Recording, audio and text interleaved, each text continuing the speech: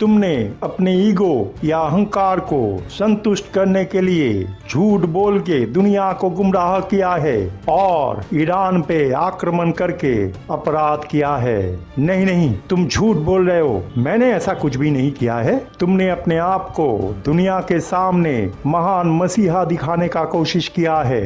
झूठ, बिल्कुल झूठ। तुम झूठे हो। तुमको हर वक्त चर्चे पे रहना पसंद होता है। तुम सबके सामने अच्छे बन के दूसरे लोगों से अप्रिसिएशन और रिकॉग्निशन लेते हो। तुम्हारे ही कारण आज तुम्हारे ही देश को इतना नुकसान उठाना पड़ रहा है। तुमने यूरोप के अपने इतने पुराने दोस्त के साथ भी दगाबाजी किया है। झूठ झूठ झूठ, सब झूठ है। गलत गलत बोल रहे हो तुम। मैं ऐसा कुछ भी नहीं किया है। मैं नहीं मानता। ये बात क्या आप अस्वीकार कर सकते हैं कि आपने इतने दिनों से गुपचुप तरीके से हूती विद्रोही और हमास जैसे संगठन को इजराइल के खिलाफ आर्थिक और सामरिक सहायता नहीं किया है? आप ऊपर में सबके सामने धर्मगुरु बने रहे और पीछे अधर्म की काम करते रहे।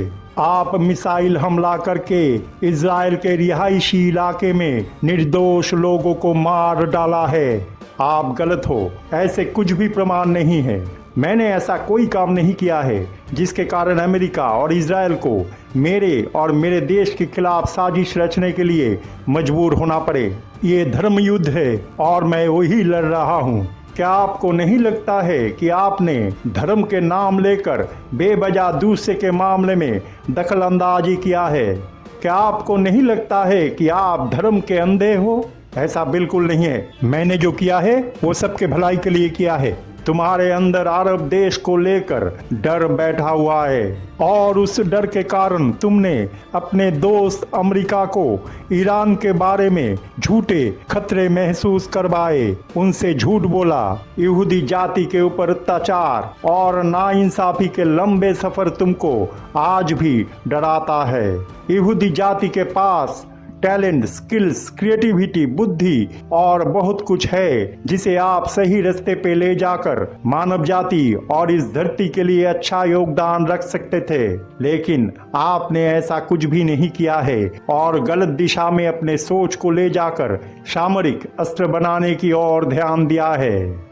मैं किसी से नहीं डरता हूँ। हम लोग यहूदी है। दुनिया में सबसे श्रेष्ठ और महान जाति। गलती और अपराध अरब देशों ने किया है। आप एक युद्ध अपराधी हो। कोई नियम नीति के परवाह किए बिना कितने लोगों को आपने मारा है। मैंने जो किया है वो सबके भलाई के लिए किया है, रशिया के आत्मरक्षा के लिए किया है। मैं सही हूँ।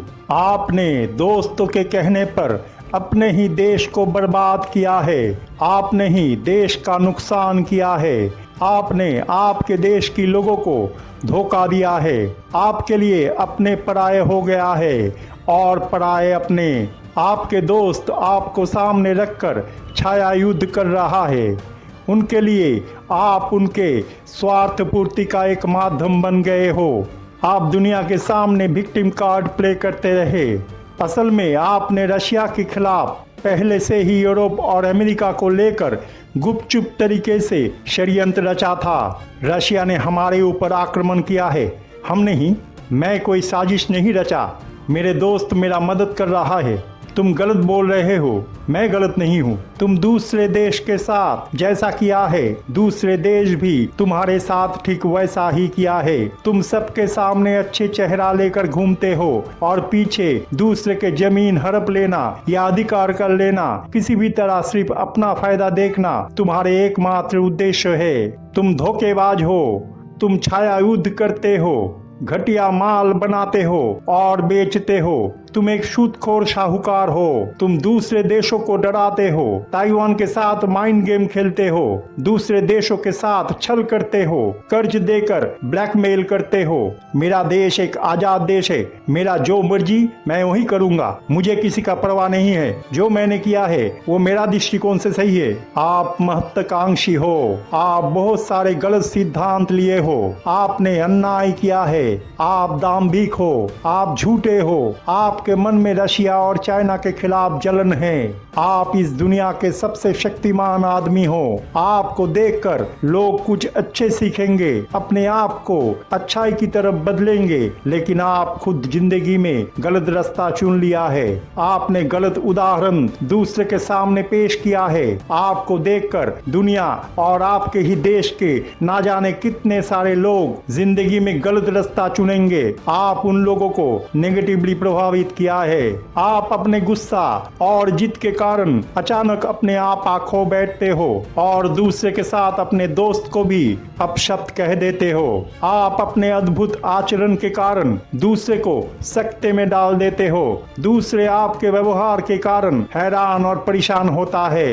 ये सही नहीं है। परिस्थिति कुछ ऐसा बन जाता है, इसलिए आपके गलती सबके सामने आने पर तुरंत आप सीज फायर का ऐलान कर दिया और अपने गलतियों को स्वीकार ना करके भाग गए। आप दूसरे देश के राजनेताओं को अपने घर में बुला के उनका अपमान किया है, उन्हें सबके सामने नीचा दिखाया है। आप सिर्फ रुपया, बिजनेस और सामाजिक प्रतिष्ठा को अहमियत देते हो। इंसान को इंसानियत के नजर से ना देखकर फर्स्ट वर्ल्ड और थर्ड वर्ल्ड कंट्री में फर्क करते हो। दूसरे देश के इंसान को बिना वजह बेइज्जत करते हो। आप स्वार्थी हो, घमंडी हो, धोखेबाज हो। पैसा और पब्लिसिटी के खातिर आप कुछ भी करते हो। आप डबल स्टैंडर्ड फॉलो करते हो। एक तरफ आप उग्रपंथा के खिलाफ लड़ाई करने की बात करते हो और दूसरी तरफ पुराने अल कायदा के लीडर मोहम्मद अल जवालानी के साथ हाथ मिलाते हो, जिसके ऊपर आपके ही देश ने एक समय $10 मिलियन का रिवॉर्ड रखा था। नहीं, ये सब झूठ है, झूठ। आप लोगों को आग के विस्फोट का एहसास हुआ है? आग सिर्फ वो नहीं है जो प्लेन क्रैश के कारण होता है या युद्ध के मैदान में बम विस्फोट से दिखाई देता है। किसी इमारत में या घर में लगने वाला आग भी सिर्फ आग नहीं होता है। आग वो भी होता है जो इंसान के अंदर मन और विवेक के द्वंद्व के कारण उत्पन्न होता है। जून और जुलाई के महीने अपने आप को रियलाइज करने का समय है, खुद का आंकलन करने का समय है। प्रकृति में इस समय जैसे एक हलचल दिखाई देगा, ठीक वैसे ही इंसान के मन में भी हलचल होगा। मन और विवेक का द्वंद्व गहरा होगा, तूफान और तेज होगा, फिर बारिश भावनाओं का उमंग पैदा करेगा। एक युद्ध जैसा परिस्थिति के निर्माण होने के बाद मन सच के सागर में डुबकी लगाएगा और धीरे धीरे शांत होगा। इंसान अपने ही किए गए अतीत के कर्म का मूल्यांकन करेगा और उस मूल्यांकन में वो अगर खुद को दोषी पाएगा तो उनके ही मन का अहंकार उसमें बाधा डालेगा, लेकिन उनका विवेक बार बार उन्हें आवाज लगाएगा, जिसके कारण मन में दुविधा का निर्माण होगा। सच को जितना इंसान समझ पाएगा उतना उनके अहंकार उसे स्वीकार करने नहीं देगा। इंसान के मन के अंदर पैदा हुआ दुविधा डर का रूप ले लेगा और फिर वही डर बाहर उनके बर्ताव और व्यवहार में नजर आएगा। जो इंसान खुद की गलतियों को याद करेगा, सही ढंग से समझेगा, मन ही मन में स्वीकार करेगा और फिर भूल जाएगा, वो इस जंग में विजय प्राप्त करेगा। फिर उनकी जिंदगी में एक नया सकारात्मक परिवर्तन आएगा और वो आध्यात्मिक रूप से और शक्तिशाली होगा, भगवान के और नजदीक जाएगा। चाहे वो डोनाल्ड ट्रंप हो, खमेनी हो, नेतन्याहू हो, पुतिन हो, शी जिनपिंग हो या जेलेंस्की, दुनिया में हर एक इंसान के अंदर ये सिलसिला कम या ज्यादा दिखाई देना शुरू हो गया है। डोनाल्ड ट्रंप को इसलिए लाया गया है कि उनकी माध्यम से घटनाओं का निर्माण हो, चाहे वो घटना बुरा क्यों ना हो, लेकिन उन घटनाओं के माध्यम से सच इंसान के सामने आएगा। इंसान सही और गलत में फर्क कर पाएगा। डोनाल्ड ट्रंप के अंदर जो डर आया है वो अच्छा संकेत है।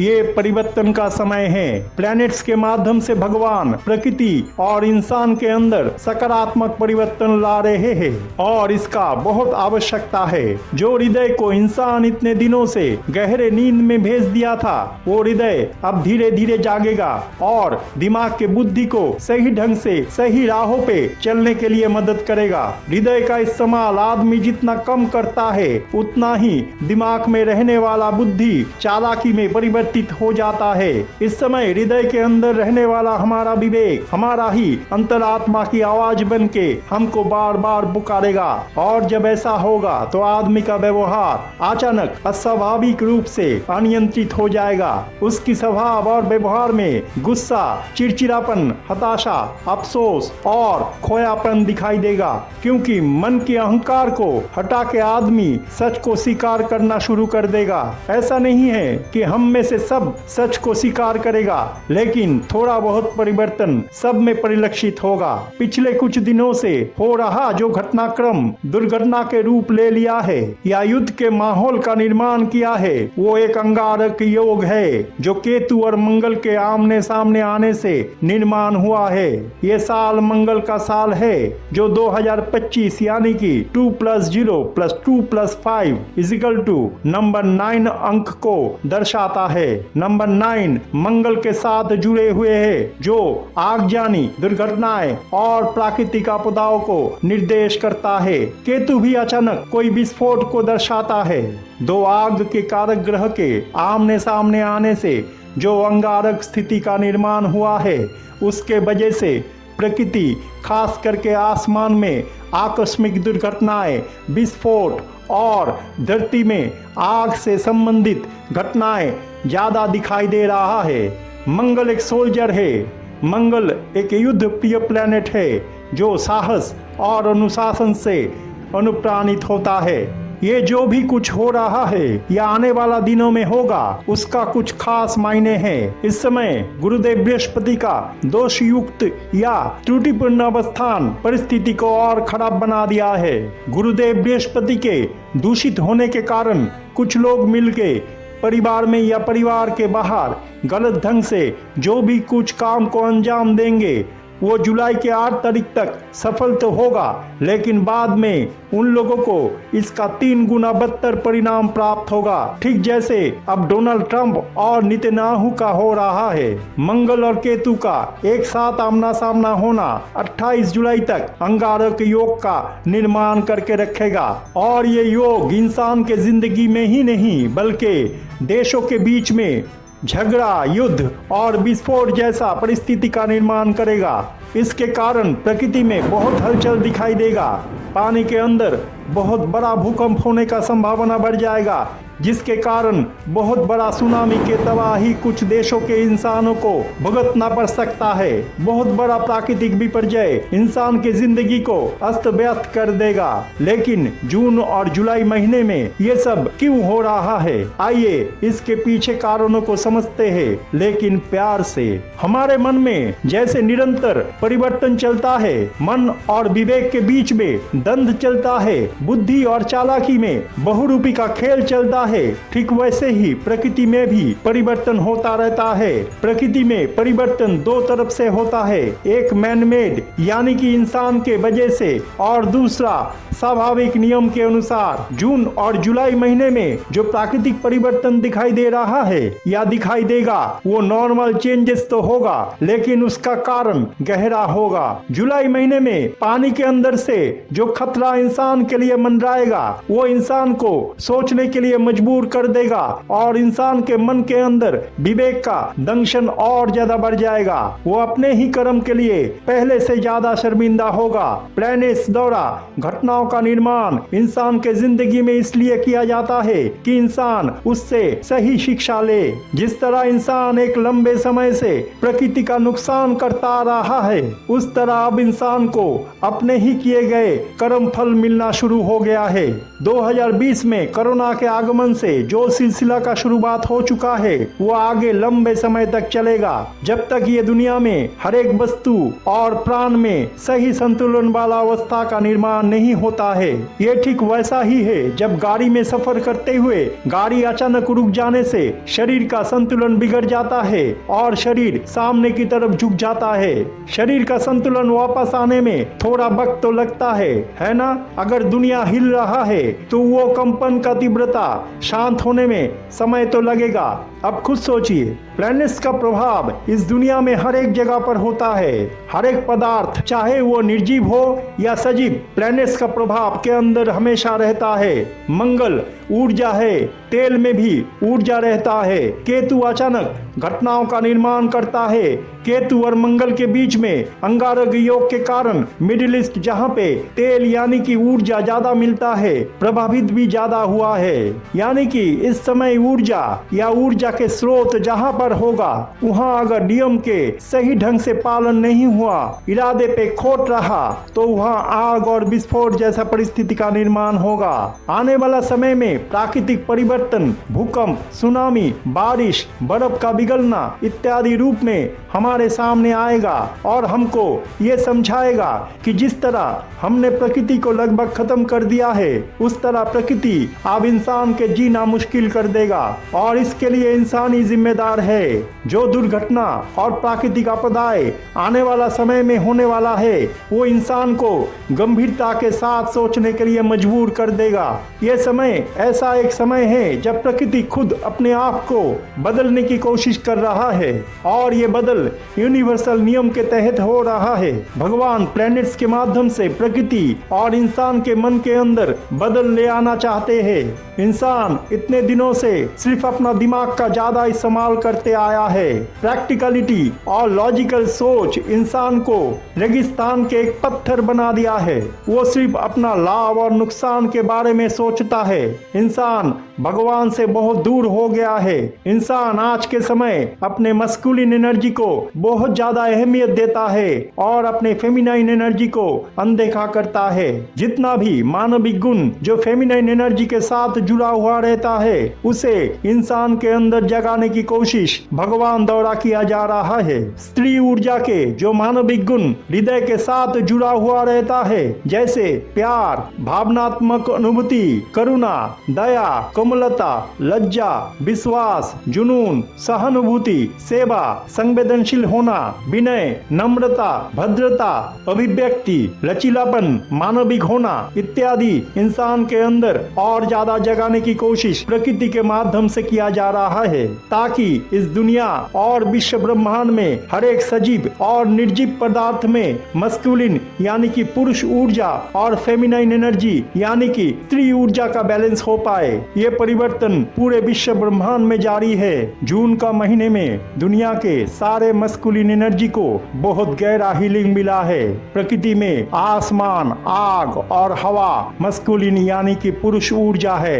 दूसरी तरफ पानी और मिट्टी फेमिनाइन यानी कि स्त्री ऊर्जा है। इंसान में भी ये दो ऊर्जा हर वक्त रहता है, लेकिन इस समय मस्कुलिन एनर्जी इंसानों में इतना बढ़ गया है कि फेमिनाइन एनर्जी लगभग नींद में चला गया है। पिछले कुछ दिनों से आसमान में जो कुछ भी हो रहा है वो मस्कुलिन एनर्जी का हीलिंग है और जुलाई के महीने में फेमिनाइन एनर्जी का हीलिंग बारिश, भूकंप और सुनामी के जरिए किया जाएगा। इसका असर इंसान के अंदर रहने वाला फेमिनाइन एनर्जी पर भी पड़ेगा। फेमिनाइन एनर्जी को हीलिंग और रियलाइजेशन मिलेगा और इसका असर फेमिनाइन और मस्कुलिन एनर्जी पे बहुत गहरा होगा। भगवान इन दोनों एनर्जी में परिवर्तन लाके इनको बैलेंस करना चाहता है, चाहे वो प्रकृति में हो या चाहे इंसान में। ये परिवर्तन डोनाल्ड ट्रंप के अंदर भी हो रहा है और नेतन्याहू के अंदर भी।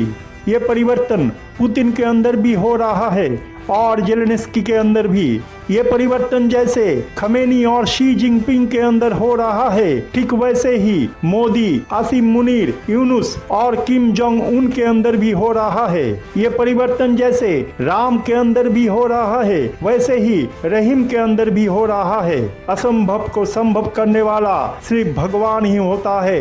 इंसान के अंदर इस समय विवेक जितना जागृत होगा, उतना मन के अंदर रहने वाला अहंकार टूटेगा और मन के ये कश्मकश दंड के आकार लेकर भूकंप और युद्ध जैसा परिस्थिति का निर्माण करेगा। इंसान के अंदर होने वाला ये युद्ध और भूकंप जैसा स्थिति बाहर प्रकृति में प्रतीक बन के उभर के आएगा, जिसका नमूना हम प्रकृति में आग, विस्फोट, युद्ध, भूकंप, बाढ़ और बारिश के रूप में देखेंगे। इंसान के मन के अंदर परिवर्तन और बाहर प्रकृति में परिवर्तन एक साथ होता है, क्योंकि इंसान भी इस प्रकृति का ही अंश होता है।